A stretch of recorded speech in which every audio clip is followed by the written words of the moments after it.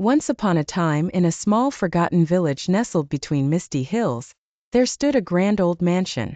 The house was known as Ravenwood Manor, and it had been abandoned for decades, its darkened windows and decaying walls a haunting reminder of a past shrouded in mystery. Locals whispered that the house was cursed, and no one dared to enter its creaking doors after nightfall. The tales of strange lights flickering in the windows and eerie sounds echoing from within kept everyone at bay. But for young Lucy, the stories only fueled her curiosity. Lucy had always been drawn to the unknown, and the more she heard about Ravenwood Manor, the more she longed to uncover its secrets. One crisp autumn evening, as the sun dipped below the horizon, she decided to explore the house, despite the warnings of the villagers. Armed with only a flashlight and a notebook, Lucy made her way up the overgrown path leading to the mansion.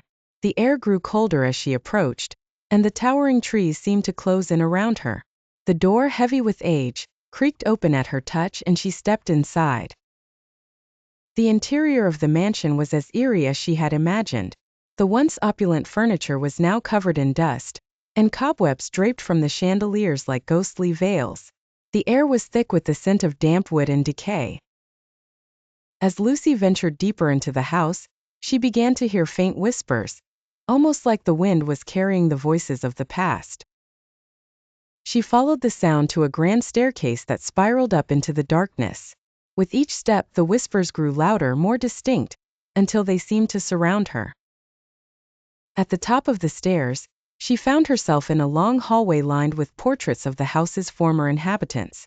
Their eyes seemed to follow her as she walked by, sending a shiver down her spine.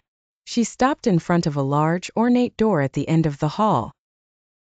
Taking a deep breath, Lucy pushed the door open.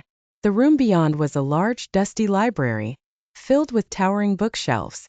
In the center of the room, a single book lay open on a table, as if someone had been reading it.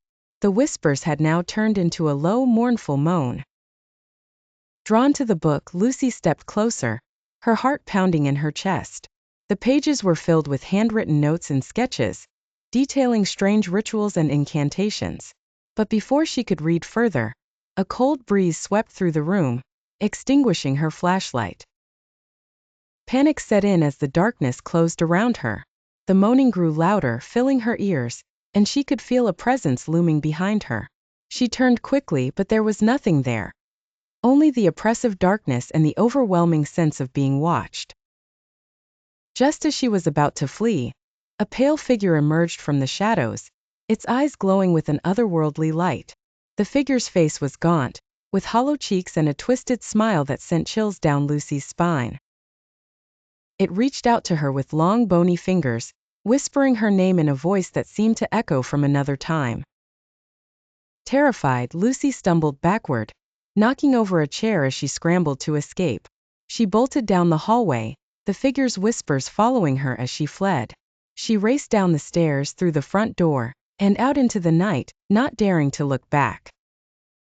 Breathless and trembling, Lucy made it back to the village, vowing never to return to Ravenwood Manor. The house, it seemed, was indeed haunted, its secrets guarded by the restless spirits that still roamed its halls. And though she had escaped, the memory of that night would haunt her forever.